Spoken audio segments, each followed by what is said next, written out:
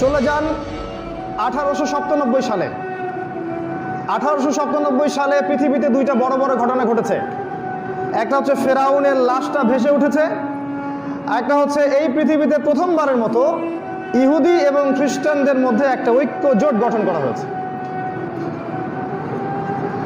ইহুদি এবং খ্রিস্টানদের মধ্যে ইতিহাসে কখনো কোনো ঐক্য জোট ছিল না, এটা আমার স্টাডি।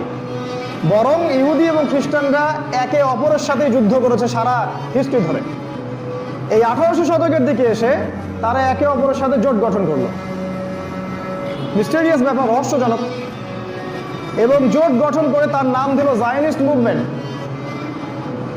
জায়ন মুভমেন্ট।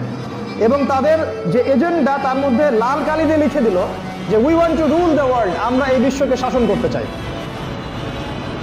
বাই হোক আর বাই হোক, যে কোনো পন্থায় হোক না কেন, যে কোনোভাবে হোক না কেন, আমরা এই বিশ্বকে আবার শাসন করতে চাই। এবং তারা দাবি করলো যে তারাই হচ্ছে সত্যিকারের মাসিহ, তাদের ভাষায় আর কি সত্যিকারের মাসিহ, আমাদের ভাষায় মাসিহুদ দাজ্জাল।